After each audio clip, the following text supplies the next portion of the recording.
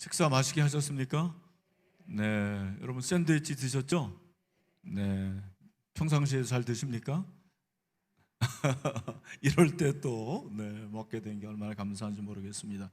우리 김태일 목사 올라오면서 그런 얘기 했는데, 처음에 여러분들이 마스크 쓸 때는 정말 이거 적응이 안 되더라고요. 이분들이 왜 이렇게 하고 있지? 이랬는데, 어떤 분들은 또 이렇게 저희가 이 악수를 이렇게 주먹 인사를 하잖아요. 근데 이렇게 하시면은 좋은데, 어떤 분들 저한테 막 이렇게 해.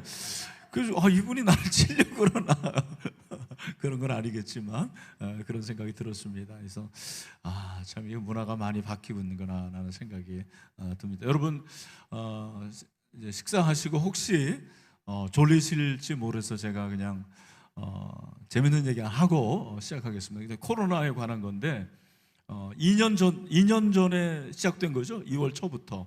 근데 그 즈음에 저희 큰 딸이 그 이불을 주문을 했어요. 근데 2월 달에 딱 왔는데 보니까 대구에서 온 거예요. 그래서 대구 출신 죄송합니다. 이야, 이거 대구에서 그때 한참 대구발 뭐 그런 거 있었잖아요.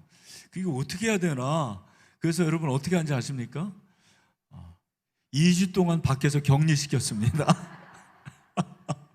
그렇게 하고 집안으로 들여보냈습니다. 네, 그래서 야, 참 코로나가 많은 걸 우리가 새롭게 한다 그런 생각이 들었는데, 오늘 이 시간에는 구역 안에서 갈등 처리법에 대해서 PPT를 한번 띄워주시죠. 저희가 살펴보도록 하겠습니다. 먼저 사도행전 6장 1절부터 7절인데 줌으로 오신 분들도 한번 얼굴을 보여주시고요. 제가 줌에 참여를 해보니까 얼굴을 안 보이는 분들은 뭔가 조금 있는 거예요. 네. 사정이 있어요. 그런데 적극적으로 참여를 하고 싶지 않은 마음도 없지 않아 있더라고요. 그래서 얼굴을 보여주시면 커뮤니케이션이니까 다 보여주시는지 모르겠는데, 네, 좋습니다. 사도행전 6장 1절에서 7절까지 저하고 여러분하고 한 절씩 읽도록 하겠습니다. 그때 제자가 더 많아졌는데 헬라파 유대인들이 자기의 과부들이 매일의 구제에 빠짐으로 히브리파 사람을 원망하니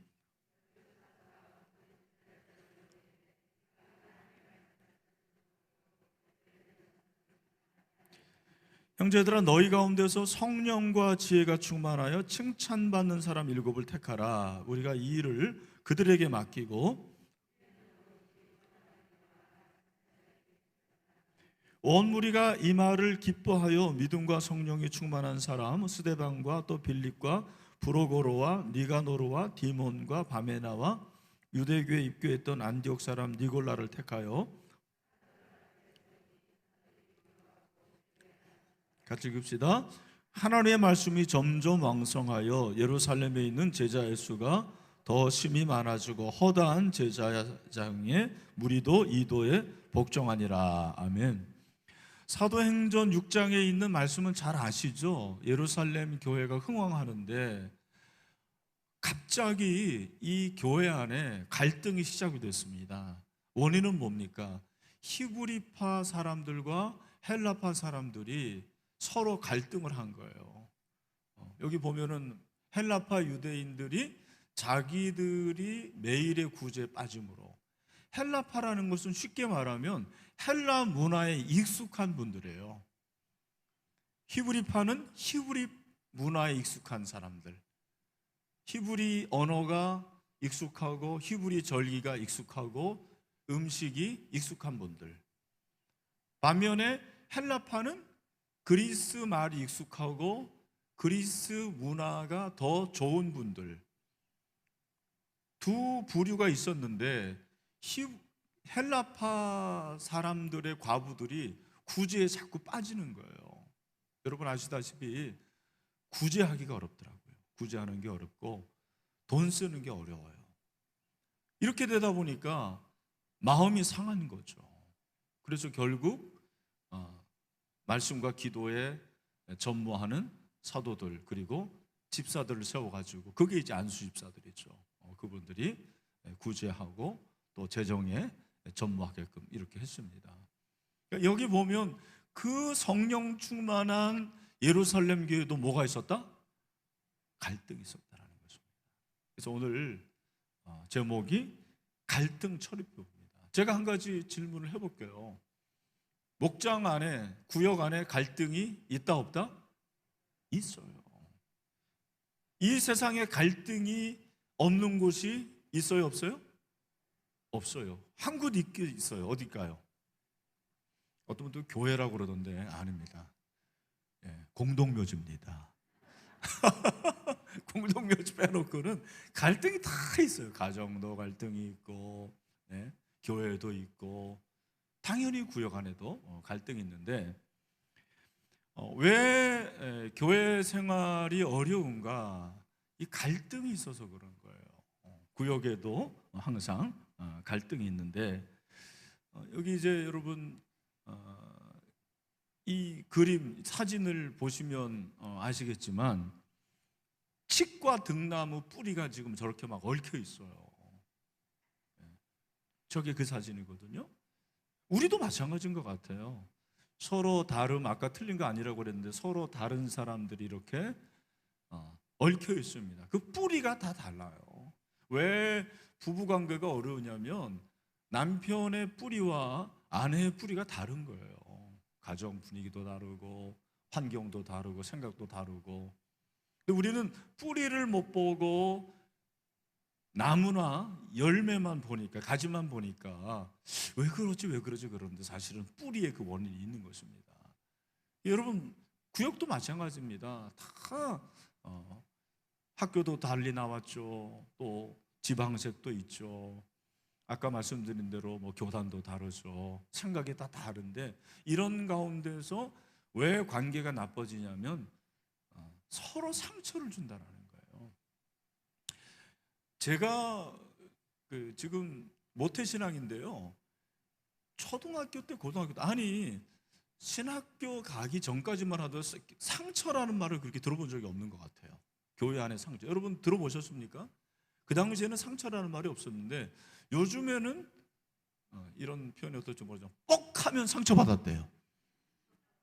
심지어는 교육자한테도 목사님, 저 목사님한테 상처받았어요 막 이러는 거예요. 담임 목사한테도 아유 저한테도 막 상처받았대요. 여러분 따라합시다. 상처는 크게 상처는 주지도 말고 받지도 말자. 근데 이게 된다 안 된다? 안 되는 거예요. 자 보십시오. 운전하시는 분들은 아시겠지만 운전을 자기만 잘해가지고 되는 거예요? 아니에요. 내가 아무리 운전 잘해도 뒤에서 펑 하고 받으면 그건 어쩔 수 없이 사고가 나는 거더라고요. 저는 관계도 마찬 것 같습니다. 관계가 아니 구역에서 나는 열심히 잘하고 하는데 괜히 내가 별 의미 없이 한 말, 그 한 말 때문에 상처를 받고 구역장님 그럴 줄 몰랐습니다. 예전엔 몰랐습니다. 막 이렇게 얘기를 하는 거예요. 그러니까 상처를 받으려고 그러면은 상처 아닌 게 없습니다.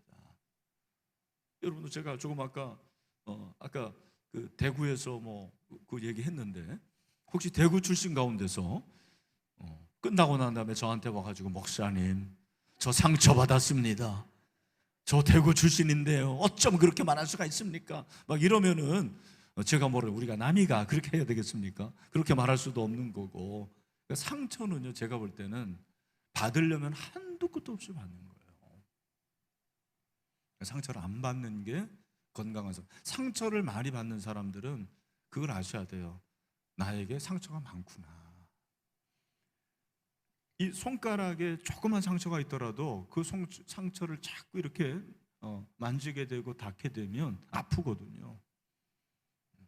그래서 리더들은 제가 보니까 상처가 치유가 돼야 돼요. 상처가 그대로 남아있으면 구역원이 하는 한마디도 괜히 고깝게 여기고 섭섭하고 그렇게 되거든요.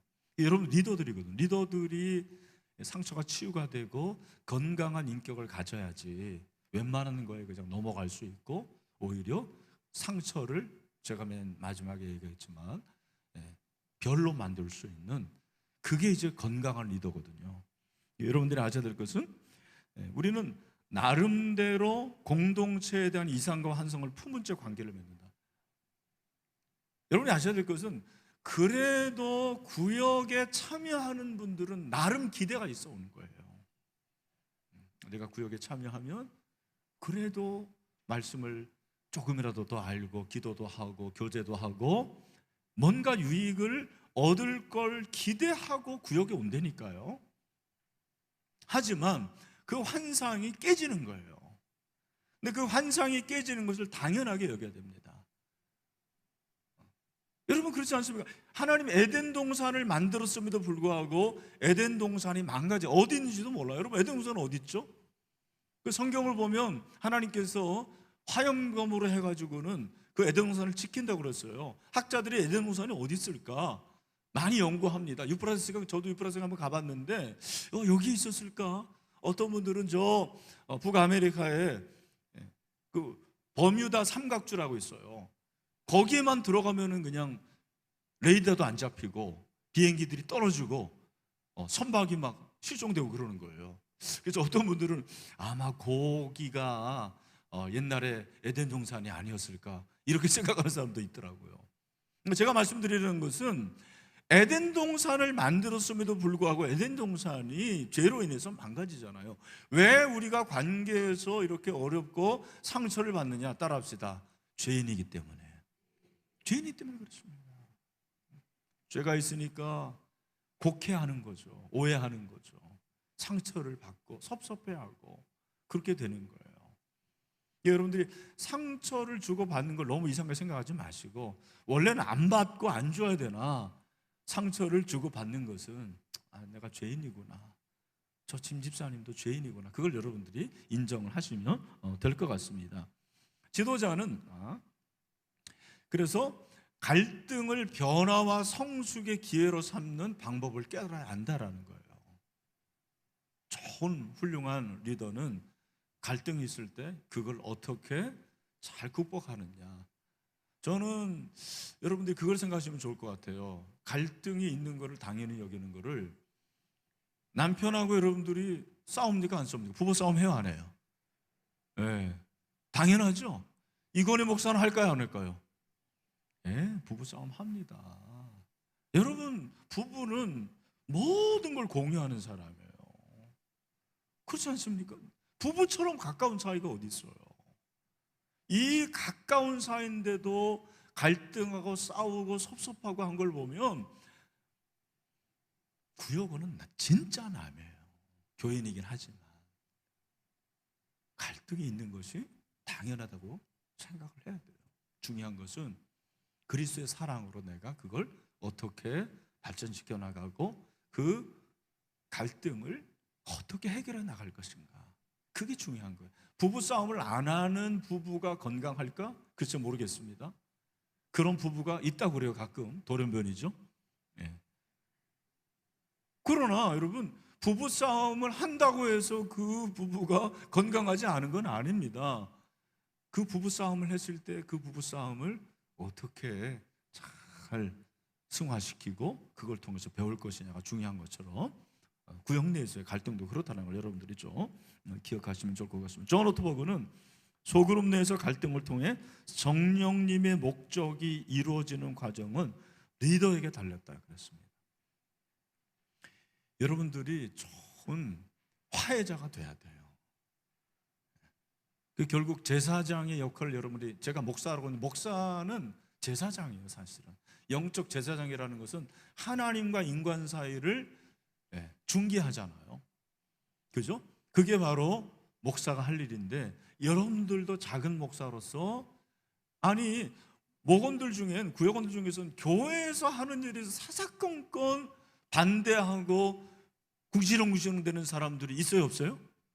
있죠. 어떻게 해야 돼요? 집사님 그게 아니고요, 우리 교회에서 이렇게 하는 이유는 이런 거예요. 여러분들이 화해자가 되고 여러분들이 중매장이가 돼야 되는 거예요.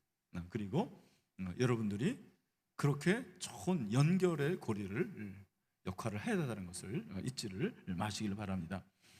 구역 내에서 갈등을 이해하라고 그랬는데 여러분의 목장은 어떤지 모르겠는데 구역이 한 번 구역이 만들어지면 계속 가는 그런 경우도 있고 또 없어지고 또 생기고 뭐 이런 과정을 반복하는 경우도 있는데 일반적으로 소그룹에는 주기가 있습니다.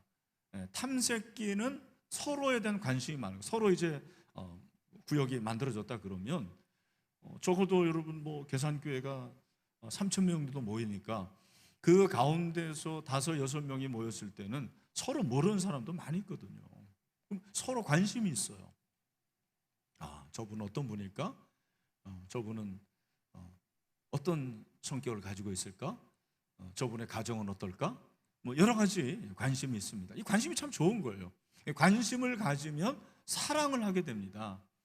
처음에 모이니까 너무너무 좋은 거예요. 모이면은 새롭고 또 모이면은 재미도 있고 모이면은 은혜도 있고 네 서로 격려하고 하니까 너무 좋은 거죠. 애착기가 있어요.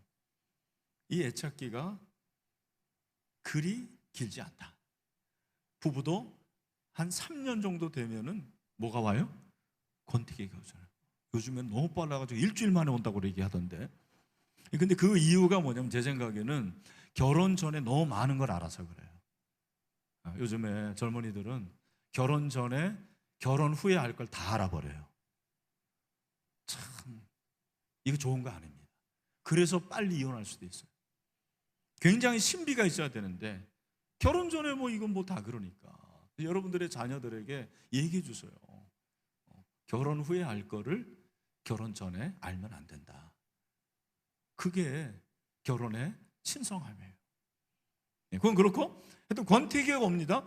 이 권태기 때 무너지는 구역이 있는 반면에 오히려 건강하게 세워지는 구역이 있다는 거예요. 그 역할 여러분이 해야 돼요. 이걸 잘 겪으면 새로운 국면이 시작이 됩니다. 너무너무 좋은 거예요. 비 온 후에 땅이 굳어지는 것처럼 관계가 굳어지고 더 깊어지는 것을 우리가 경험을 하게 되는 거죠. 그걸 이제 이 그래프로 말씀드리면 소그룹의 성장 그래프가 처음에는 호기심 그리고 애정해서 점점점 뜨거워져요. 근데 그 열애에서 바로 권태가 오기 때문에 그 권태가 실망으로 오네. 그걸 이기면 다시 한번 올라가는 거예요. 이걸 여러분들이 좀 이해를 하시고 구역을 잘 운영을 했으면 좋겠습니다. 그 다음에 여러분들이 이제 알아야 될 것은 갈등의 원인이 뭐냐 그러면 갈등의 원인을 알아야 되는데 5가지 죄악성, 근접성, 시기와 질투, 섭섭함, 주도권 싸움 뭐 다 여기에 해당되는 건 아니지만 일반적으로 그렇습니다. 소그룹에서의 갈등의 원인을 한 5가지로 말씀드릴 수 있는데 아까 말씀드린 대로 결국에는 죄인이기 때문에 그런 거예요. 만약에 우리가 죄가 없다면 싸우지 않습니다. 아담과 하와가 선악을 알게 하는 나무를 따먹기 전에는 싸웠을까 안 싸웠을까요? 안 싸웠어요. 싸울 수가 없는 거예요. 죄인인 다음에 싸웠어요. 죄가 들어온 후에 아벨이 가인을 쳐 죽입니다. 그래서 죄라는 건 무서운 거예요. 그렇죠? 저는 부부와의 관계에서도 그런 생각을 해요. 서로 저도 뭐 갈등하고 그럴 때는 어떻게 생각하냐면 박을진 사모도 어쩔 수 없다. 속으로만 그럽니다. 직접 얘기 안 하고. 당신도 죄인이야. 그 나도 죄인이지 뭐 솔직히. 그래서 저도 죄인이고 죄인이니까 서로 치고받는 거 아닙니까? 죄라는 것은 싸우게 만들어요. 사단이라는 것은 뭡니까? 사단이라는 것은 분노를 일으키고 사단은 갈등을 일으키는 주범이 되는 거예요. 그렇죠? 우리 주님은 화해를 일으키시는데. 그 다음에 근접성, 가까운 사이에서 상처 주고받는 거예요. 그죠? 저하고 저 김정은하고 싸웁니까? 싸울 일이 없어요. 저하고 바이든 대통령하고 문재인 대통령하고 싸울 일이 없다니까요. 저하고 싸우는 건 제 아내, 아니면 저 어머니, 아니면 저 가까운 어떤 장로님, 가까운 사람하고 싸우는 거예요. 갈등이 있는 것은 그분이 나하고 정말 가깝다라는 걸 말해주고 있는 거예요. 꼭 기억하십시오. 정말 사랑할 수 있는 대상인데 오히려 그 사랑이 갈등이라는 양상으로 나타날 수밖에 없는 거죠. 그래서 여러분, 자주 갈등하는 분 그렇게 생각하세요. 나도 죄인이고 당신도 죄인이고 우리 사실 서로 가까운 사이야. 우리 옆에 있는 분 같이 한번 해봅시다. 네, 서로 싸우라는 얘기는 아니고, 자, 보시면서 권사님 나하고 가까운 사이예요 한번 해보세요. 네, 가까운 사이예요. 저하고 여러분하고 싸울 일 없겠죠? 그렇습니다. 네. 세 번째는 애증 때문에 일어나는 거예요. 결국 갈등도 사랑하니까 갈등합니다. 싸움도 사랑하니까 싸우는 거예요. 무관심하면 싸운다 안 싸운다? 안 싸운다. 부부도 부부싸움 한다라는 거는 그래도 사랑이 남아있다라는 거예요. 아예 그것도 없이 포기하면 싸우지도 않아. 포기하고. 네. 목장도 마찬가지입니다. 구역도 마찬가지예요. 그래도 일말의 희망도 있고 사랑이 있으니까 갈등한다. 그렇게 여러분들이 생각하시면 되고, 네 번째가 중요해요. 섭섭하니까 갈등하는 거예요. 이 섭섭하기가 진짜 무서워요. 섭섭하기 시작하면 모든 것이 섭섭합니다. 다 섭섭한 거예요. 그래서 여러분들이, 제가 이제 요즘에 기도하는 것 중에 하나님, 제가 좀 사랑이 많은 그런 목사가 됐으면 좋겠습니다라는 것, 또 하나는 넓은 마음을 가졌으면 좋겠습니다. 하나님께서 솔로몬에게 지혜를 주시는데요, 지혜와 넓은 마음을 주사 그러게 되더라고요. 지혜가 넓은 마음이에요, 사실은. 여러분, 자기가 똑똑한데 정말 너무너무 밴댕이 소가지처럼 그렇게 있는 사람들은 지혜로운 게 아니에요. 우리 교인들이 어떻게 보면 너무 순수해서 넓은 마음을 못 가져요. 그러니까 싸운다고 생각을 합니다.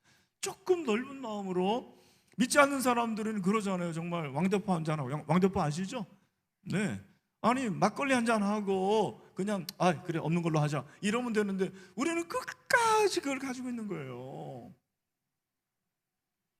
이 교회 안에서 그런 원수가 한 명 있으면은요, 그때부터는 여러분들의 신앙생활은 행복하지 않아요. 잘 생각해 보시오. 왜 그 사람 때문에 내가 1부 예배를 못 드리고 2부 예배를 드려야 되고 3부 예배를 못 드리고 1부 예배를 드려야 됩니까? 왜 그 사람 때문에 교회에 오는 걸 싫어하게 되고, 왜 그분 때문에 신앙생활이 행복하지 않은 거예요? 너무너무 불행한 거 아닙니까? 여러분, 그런 일 없죠? 그런 일 없으려고 생각을 하고, 혹시라도 그렇다면 하나님 넓은 마음을 주세요. 기도하십시오. 네. 구역에서뿐만 아니라 이웃에서도 그렇고, 누군가의 관계에서도 그래요. 관계라는 것은 하나님의 주신 축복인데 이 축복이 저주가 될 수가 있더라고요. 네.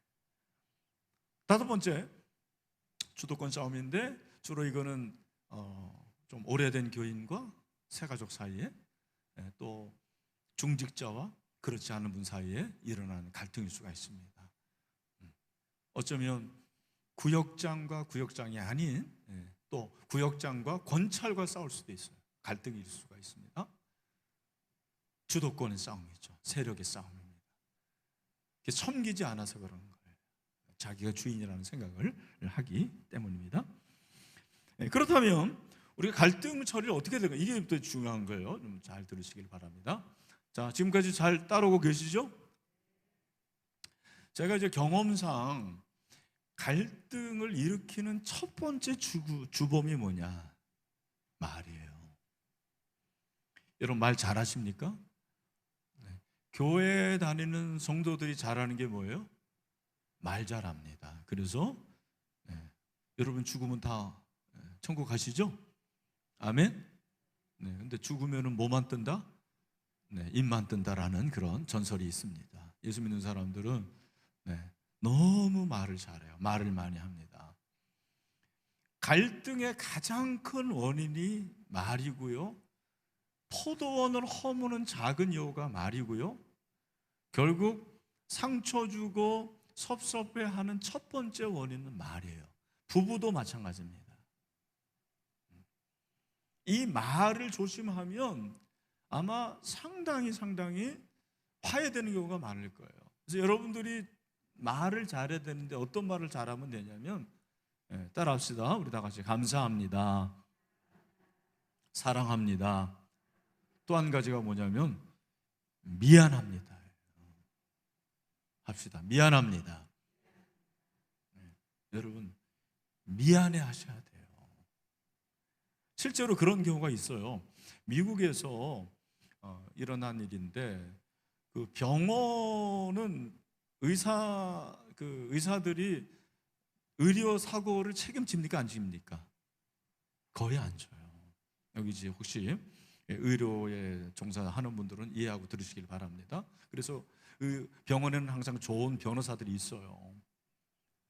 근데 왜 이런 그 갈등이 일어나요? 물론 의료 사고 때문에 그렇지만 그 사고가 일어나기 전에 환자와 의료진, 병원이 서로 화해할 수 있는 그런 길이 있더라는 거예요. 그게 뭐냐? 미안합니다. 미안합니다라는 말을 잘하더라도 환자들이 고소하고, 미국은 고소 잘하잖아요. 그 수하는 게 엄청 줄어든다라는 거예요. 저는 우리 사회도 마찬가지로 생각합니다.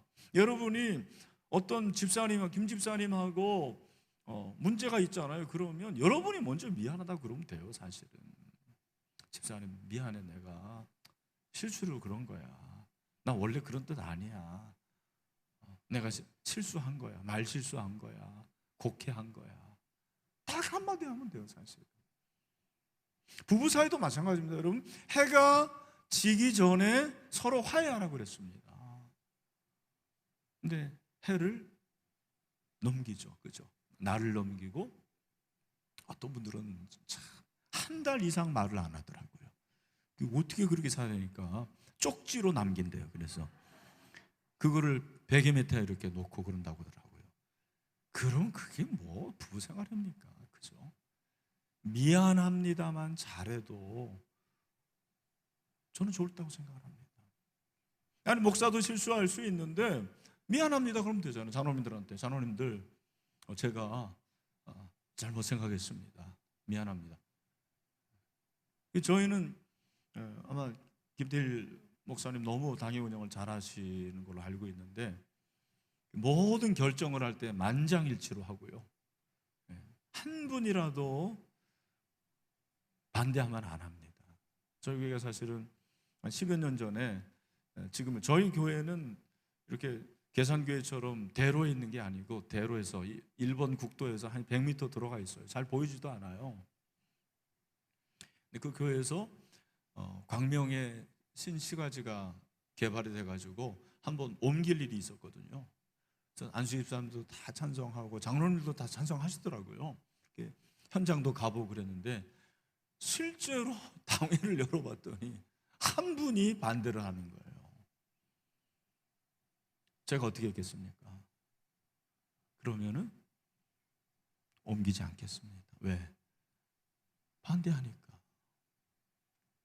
근데 하나님의 은혜가 있더라고요. 만약에 그때 제가 옮기려고 그랬으면은 교회가 분열이 일어났을 것 같아요.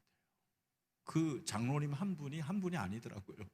제가 목회를 해보니까 장로님 뒤에는 많은 분들이 있어요. 그분들이 하는 얘기가, 서울특별시에서 왜 경기도로 옮깁니까? 그렇게 얘기를 하시더라고요. 말도 안 되는 얘기죠. 제가 말씀드리는 요지는 뭐냐면, 만장일치로 하고, 그리고 잘못했을 때는 항상 미안합니다 하면 돼요. 미안합니다. 그게 굉장히 중요한 거예요. 그 말. 그리고 말을 함부로 하지 마세요. 뚜껑 열리는, 여러분 뚜껑이 어디 있습니까? 뚜껑이 열리려면 여러분이 머리를 잘라야 돼요. 뚜껑을 열리려면. 근데 우리는 뻑하면 뚜껑 열린다 그러죠.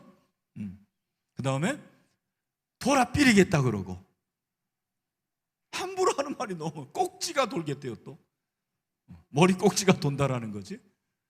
뿔따고 난다 그러고, 열받는다, 짜증난다. 제일 잘하는 거 짜증난다죠.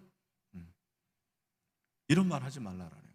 까무라치겠다, 너 미쳤냐, 너 죽을래, 그런 말 하지 말아라는 거예요. 이제 구역에서는 뭐 그런 얘기는 안 하겠지만, 하여간 우리가 말을 함부로 하지 않아야 되고, 대신 치료하는 말을 하세요. 이번에 깨달은 건데, 잠언에 그 말에 관한 게 제일 많아요. 사실은 잠언이 제일 얘기하는 게 말을 조심하라라는 거예요. 그래서 저는 생각해 봤죠. 솔로몬이 지혜왕인데 지혜왕이 왜 말에 대해서 얘기할까? 지혜가 결국 말로 나타나는 거예요. 지혜로운 구역장은 말로 천냥비를 갚아요. 지혜로운 구역장은 말로 상처를 치료를 해요. 어리석은 구역장은 말로 매를 벌어요. 그리고 상대방을 아프게 하는 거예요. 제가 보니까 정말 뺨을 때리는 것보다 더 무서운 게 말이에요. 진짜 오래. 뺨은요, 여러분, 한 대 맞으면 얼얼하고, 뺨 맞아가지고 일주일 이상 하는 거 봤어요? 없어요. 말로 상처를 받으면 평생 갑니다. 평생. 우리 엄마들 조심해야 되고, 아빠들 조심해야 되고, 교사들 조심해야 됩니다. 구역장들 조심해야 돼요. 제가 제자훈련 시키면서 지금도 기억나는 얘기가 있어요. 말에 덕을 세우는 사람이 있습니다. 그런 과가 있는데, 그 여자 집사님이 자기 얘기를 하면서 펑펑 우는 거예요. 목사님, 저에게는 상처가 있습니다. 그분이 키가 자그마한 분인데, 초등학교 때 1학년 때 국어 시간에 선생님이 책을 읽으래요. 그때만 하더라도 뭐 한글 못 깨우치고 입학한 친구들이 많았잖아요. 책을 읽는데 떠듬떠듬 읽은 거예요. 그랬더니 그 선생님이, 야, 너는 키도 조그맣게 책도 못 읽냐? 이렇게 얘기하라는 거예요. 근데 그 말이 완전히 비수로 꽂히는데, 자기가 원래 키 작아가지고 열등감이 있었는데 책도 못 읽냐라는 그 말에 너무너무 상처를 받아요. 그 다음부터 예수님을 인격적으로 만나기까지 대중 앞에서 말을 해본 적이 없대요. 그 말이 꽂혀가지고. 그리고 자기의 외모에 열등감을 가지고 예수님을 만나는데, 예수님은 그런 게 문제가 되지 않는다. 수고하고 무거운 자들아 다 내게로 오라. 내가 너희를 쉬게 하리라. 나는 너희를 치료하는 자다. 그 말씀을 통해 가지고 이 집사님이 은혜를 받고 제자 훈련도 받고 새롭게 됐다라는 것입니다. 우리가 말을 가지고 정말 아프게 해요. 악한 거예요. 굉장히 악한 거예요. 내가 때리지는 못하지만 말로 그 사람을 그야말로 죽이고 싶은 그런 말을 한다라는 거죠. 여러분, 뭐 그럴 리는 없겠지만 우리가 함부로 말을 하면 안 되고, 여기 보니까 잠언서 12장 18절 말씀에 뭐라고 그랬냐면, 우리 같이 한번 12장 18절 말씀 크게 한번 읽어보겠습니다. 시작.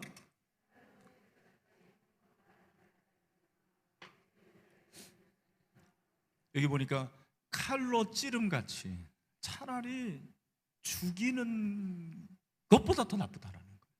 네. 그러나 지혜로운 자의 혀는 양약과 같대요. 이 양약이라는 이 단어가 마르펜데, 치료, 건강, 이런 뜻이 있는 히브리어입니다. 잠언서 15장 14절, 명철한 자의 마음은 지식을 요구하고 미련한 자의 입은 미련한 것을 즐기느니라. 여기 명철한 자의 마음, 이 양약, 그 다음에 명철한, 이런 올량한 그런 의미인데, 마르페라는 것은 다 치료와 건강을 의미하는 것입니다. 구역장은 구역원을 치료하는 말을 해야 돼요. 사실은 여러분이 말을 많이 하기 때문에 내가 무슨 말 하는지 모르는데 여러분이 말하는 걸 한번 녹음해서 들어보십시오. 못 듣습니다 그거 진짜. 한 1시간만 녹음해서 들어보세요.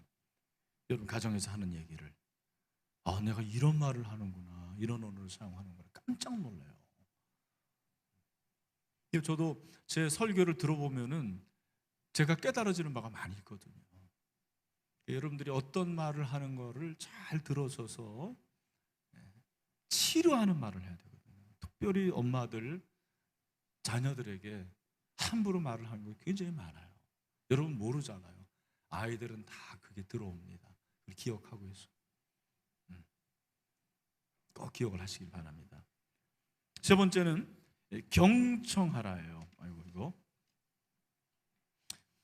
경청하라인데, 경청이라는 건 듣는 건데 그냥 듣는 게 아니라 주의를 기울이고 그리고 상대방의 패러다임에서 듣는 거예요. 이게 공감이죠. 공감. 경청은 기술이 아니라 관심이에요. 관심. 경청이라는 것은 공감이 핵심이에요. 구역에서 얘기를 할 때 사실 잘 안 듣습니다. 저도 잘 알아요. 특별히 말을 많이 하는 사람들이 얘기하면 아예 구역원들 내놓습니다. 그런 경우가 많아요. 여러분이라도 들어줘야 돼요. 그 사람의 말이 영양가가 없다 그러면 사람은 안 듣습니다. 그게 인간이에요. 근데 그 사람이, 제가 얘기했잖아요, 구역에 오는 이유는 그래도 우리 구역장은 들어주겠지, 그런 일만한 기대가 있는 거예요. 우리 구역 식구들은 그래도 내 말을 들어주겠지. 그러나 교회도 무서운 곳입니다, 여러분. 교회가 더 무서운데요. 딱 판단하고, 아우 저 김집사 저거 안 돼, 저거 낙인을 찍어버립니다. 적어도 교회는 그러면 안 되잖아요. 들어줘야 되는데.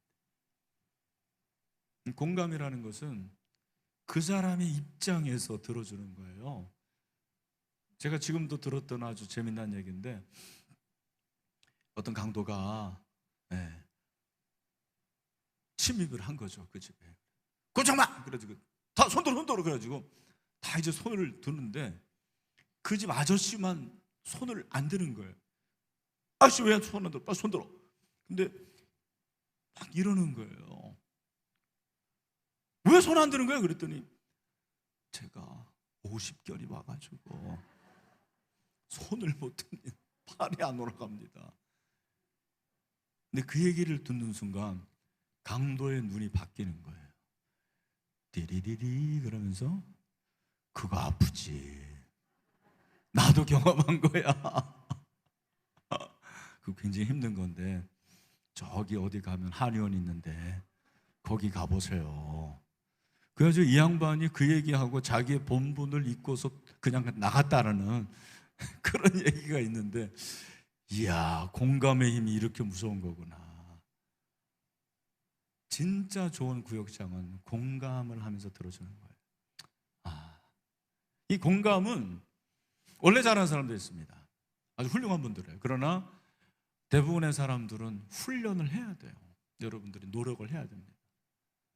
그러니까 이거는 구역에서뿐만 아니라 가정에서도 자녀들의 얘기를 여러분 잘 들어줘요, 안 들어줘요? 우리 엄마들?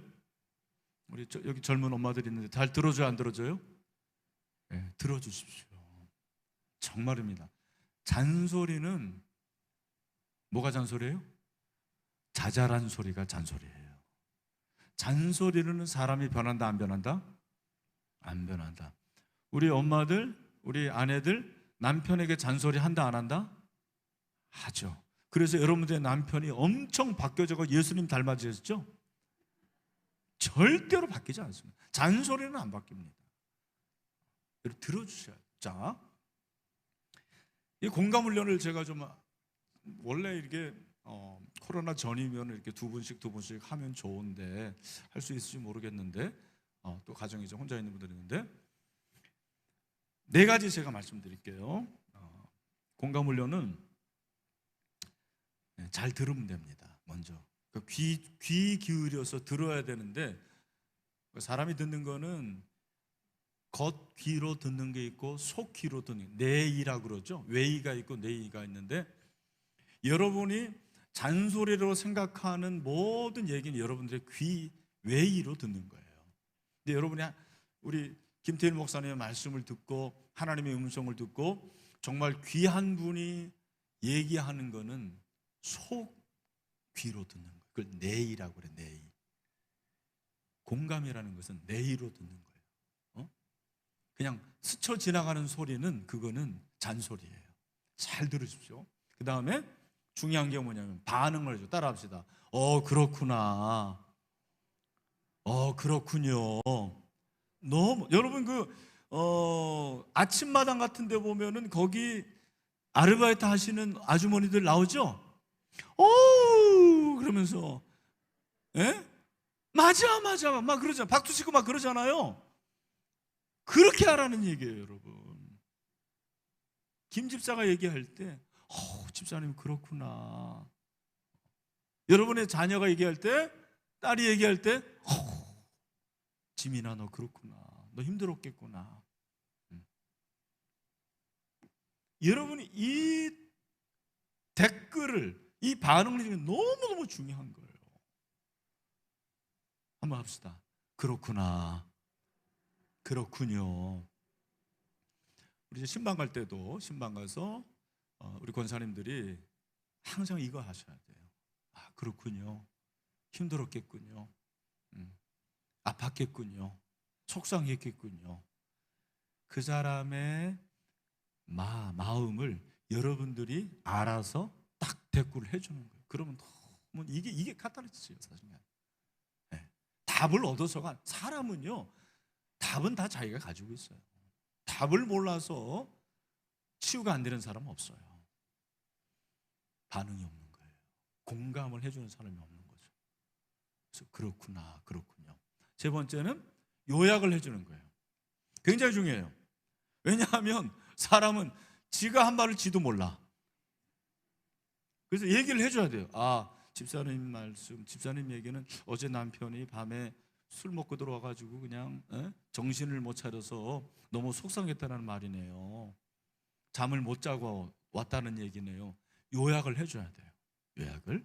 그리고 맨 마지막에 내 감정을 얘기해 줘야 돼요.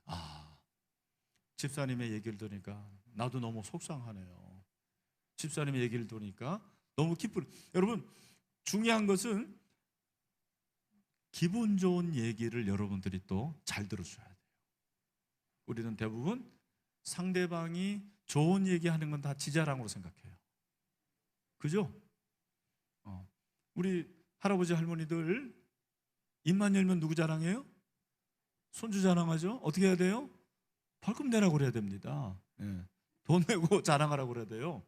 이건 농담이고, 여러분, 제가 볼 때는 상대방이 잘하는 것에 대해서 우리가 공감해 주는 게 더 어려운 것 같습니다. 인간은 약자의 편이기 때문에 어떤 사람이 속상한 얘기 들어주고, 그 다음에 그 사람이 가슴 아픈 얘기, 슬픈 얘기 하면 오히려 공감을 해주는데, 그 사람이 기쁜 얘기, 축하스러운 얘기, 그죠? 축하하는 얘기, 좋은 얘기, 그런 얘기 들으면 이상하게 우리는 공감을 잘 못 해줄 때가 많아요. 그때 여러분 잘해 주셔야 돼요. 제가 꼭 그러는 건 아니지만, 그래서 제 친구 목사나 뭐 좋은 종도 중에서 뭐 책을 냈다거나 아니면 좋은 그런 게 있잖아요. 알게 되면 문자를 보내줍니다. 목사님 축하해요. 목사님 너무 기쁩니다. 이거 어렵더라고요. 남이 잘 되는 것에 대해서 내가 공감해 줄 수 있는 그 사람이 인격자더라고요. 배가 아픈 게 아니고 밥을 사야 돼요. 따라합시다. 사촌이 논을 사면 밥 사자. 배 아프면 안 돼요. 요걸 여러분 4가지 잘 들어주고, 그렇구나, 요약을 해주고, 집사님 얘기 들으니까 내가 집사님을 위해서 더 기도하고 싶어지네요. 굉장히 나도 기쁘네요. 감사하네요. 이걸 해야 돼요. 해보시길 바랍니다. 아멘. 정말 남편의 얘기를 들을 때도요, 대부분 남편도 아내 얘기 안 듣고 아내도 남편 얘기 잘 안 들어요. 근데 아내가 남편이 얘기할 때 이런 식으로 여러분들이 들으면 돼요. 아유, 당신 회사에서 그런 일이 있었구나. 너무너무 속상하겠다. 아유, 여보, 그래도 그 얘기 들으니까 나는 당신이 더 멋져 보여. 이거는 거의 기적 같은 얘기죠? 근데 저도 이렇게 잘 못하는데 하려고 노력을 하는 거예요. 신방도 이렇게 해야 되는 거예요, 사실은. 신방 가가지고 자기 얘기만 하고, 아유, 그거는 신방을 모르는 거지. 신방을 들어주는 거예요. 들어주고 반응해주고, 그리고 말씀으로 딱 한마디 딱 하면 되는 거거든요. 그게 중요합니다. 그리고 상대방의 단점을 감싸주는데, 누구에게나 단점이 있습니다. 그러나 누구에게도 장점은 있어요. 단점은 장점이 될 수가 있습니다. 장점이 단점이 될 수가 있어요. 그죠? 제 아내하고 저하고 좀 처음에는 같은 줄 알고 결혼했는데 다 다르더라고요, 보니까. 제 아내는 정리정돈을 안 하는 것을 사명감으로 알고 있더라고요, 보니까. 자기 철학이 다 있어. 왜 그러냐면 어지러워질 건데 왜 굳이 정리를 해야 되는 거예요? 예? 저는 모든 게 정리정돈이 돼 있어야지 편한 사람인데, 근데 정리정돈은 정리가 돼야지 정돈이 되는 거 아시죠? 신박한 정리 아시죠? 그 프로그램? 버려야지 정돈이 되는 거예요. 근데 제 아내는 버리질 못해요. 장점이 있더라고요. 간혹 10년에 한 번 안 버려가지고 필요한 때가 있더라고. 이것도 장점이구나 그런 생각을 했는데, 한 20몇 년 사니까 이제는 다 익숙해졌습니다만, 제가 말씀드리는 건 뭐냐면, 단점이요, 여러분, 장점이 될 수도 있고요, 장점이 단점이 될 수 있어요. 말이 많다? 저 같은 사람 말 많은 사람 싫어하는데, 말이 많은 사람이 있어야지 그 공동체가 살죠. 다 말 안 하고 가만히 있어봐요, 어떡합니까? 말이 없는 것이 장점일 수도 있어요. 실수 많이 안 합니다. 그러나 재미는 없고요, 그런 사람만 있으면 분위기 살지도 않아요. 모든 게 그렇습니다. 하나님이 우리에게 단점을 주신 것은 단점이 아니고, 그것은 결국 우리만의 색깔인데, 그 색깔이 틀렸다고 말할 수가 없는 거예요. 아니, 미술을 잘한다고 해서 음악 못해가지고 그게 틀렸다고 하는 사람이 어디 있습니까? 그렇잖아요. 그래서 여러분들이 꼭 알아야 될 것은, 공동체에서 내가 볼 때 단점이다, 그게 장점을 볼 수 있는 눈이 열려야 돼요. 그게 인격이에요. 아이고, 저거 안 되겠구나, 그게 아니고, 그걸 통해 가지고 집사님에게 이런 면이 있었네, 참 괜찮네, 이렇게 말할 수 있어야 된다는 거죠. 그게 굉장히 중요한 것 같아요. 그 다음에 서로 이해. 여러분, 영어로서 죄송한데, 강아지와 고양이가 싸우는 거, cat and dogs, 이게 샤워예요. 엄청나게 소나기가 오는 it rains cat and dogs예요. 그러니까 왜 강아지와 고양이가 싸우는, 의사소통이 다른 거예요. 여러분 아시잖아요. 강아지는 기분이 좋으면 꼬리를 어떻게 해요? 살랑살랑 흔들어요.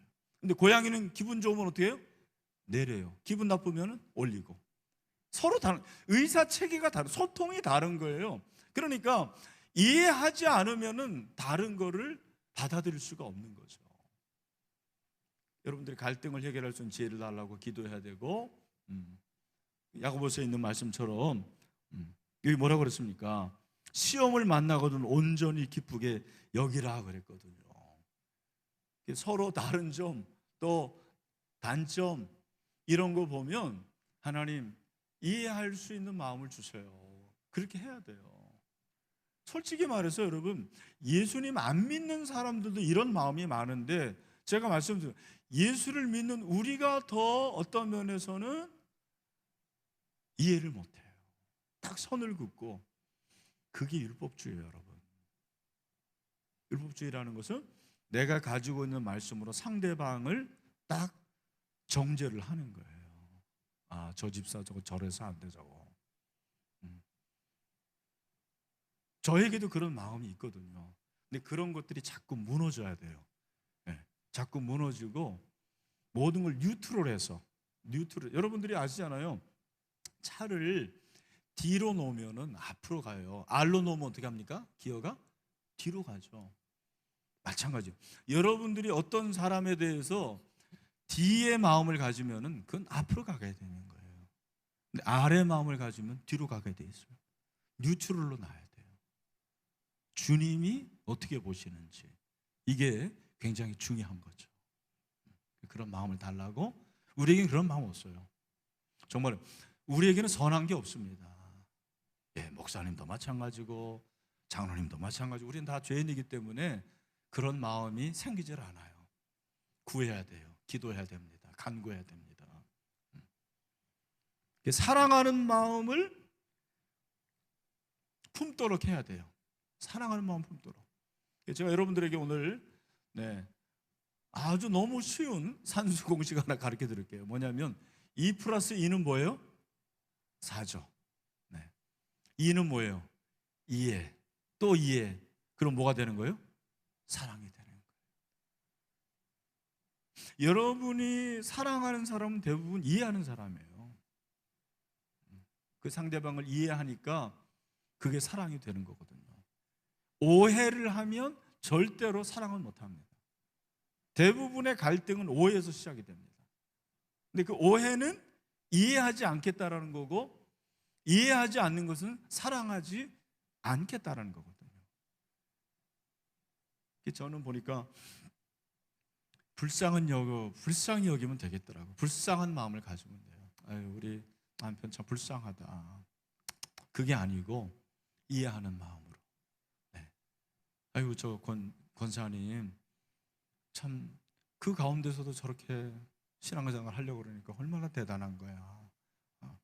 저런 환경에서 그럴 수도 있지.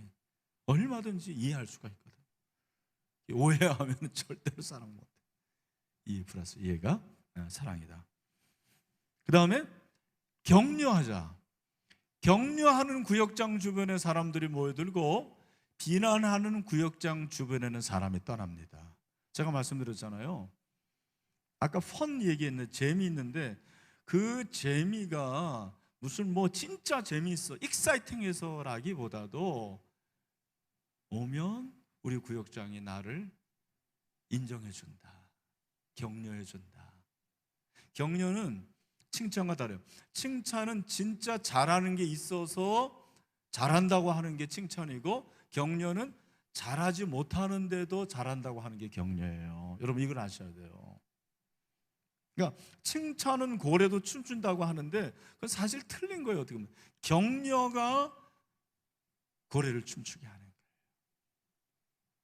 고래가 아니 원래 그렇게 헤엄 잘 치는 거 잘한다 그러면은 춤춥니까? 아니에요. 어떤 고래가 춤을 진짜 헤엄을 못 춰요. 그런데도 불구하고 야, 너 진짜 헤엄 잘 친다. 그게 격려인데, 그 격려가 저는 춤추게 하는 것이 아닌가 그렇게 생각합니다. 자녀들이 여러분 아시는 대로 칭찬을 받고 싶어 하는데 우리는 칭찬도 못하는, 격려는 그냥 칭찬도 못 해주는 거 아시죠? 100점 맞아오면은 이야 대단하다. 아빠는 평생 100점 맞으면 좀 면목 안 되는데, 몇 번 안 되는데 너 좀 이러냐, 이래야 되는데 100점 맞아오면 야 니네 반에 100점 몇 명 맞았어, 딱 이러잖아요. 그러니까 안 되는 거지. 그러면 안 됩니다. 여러분 김진호 목사님 아들이 그렇게 공부도 못하고 그랬대잖아요. 진짜 꼴찌도 했대잖아요. 뭐라고 그랬어요 김진호 목사님이? 이야 아들아, 너는 이제 잘할 일만 남아있다. 그 꼴찌에서 어딜 더 가겠어요. 제가 우리 그 독산동 왔는데, 독산동은 정말 서울 시내 25개 그 구, 금천구인데 제일 작은 구고, 그리고 경제적인 여건도 굉장히 안 좋습니다. 제가 20년 전에 이 교회가 이제 결정이 돼가지고 제가 뭐 어플라이한 것도 아니고 추천해가지고 오게 됐는데, 부임하기 전에 토요일 날 한번 제 아내하고 저는 사랑의 교회에 있었거든요. 와 보니까 야 진짜 그 골목에 70년대 분위기 그대로 남아 있더라고요. 야 이거 어떡하나 그랬는데 제 아내가 명언했어요. 여보, 여기 와 보니까 이 동네는 좋아질 일만 남은 것 같아요 그러더라고요. 할렐루야. 계속 좋아지고 있어요. 더 나빠질 게 없어. 모든 게 그렇습니다. 긍정적으로 격려를 하셔야 돼요. 의인은 자기를 찍는 도끼에 향을 발라. 루머가 한 말. 나를 찍는 도끼에 향을 발라준 사람은 이제 그런 어리석은 사람이 어디 있습니까? 근데 그게 격려라는 거예요. 마지막으로 이게 중요합니다. 따라합시다. 웬만한 문제는 그냥 안고 가자. 제가 얘기했잖아요. 지적하지 마세요. 요즘 사람들은요, 목사가 지적해도 싫어해요. 네. 목사가 잘못했습니다. 아니 교회가 여기밖에 없어. 가버립니다. 예. 그런데도 이걸 또 사명으로 알고 목사는 선지자 그러면은 뭐 될 수도 있겠지만, 제 말은 평신도가 평신도를 지적하면 더 싫어해요. 지가 뭔데?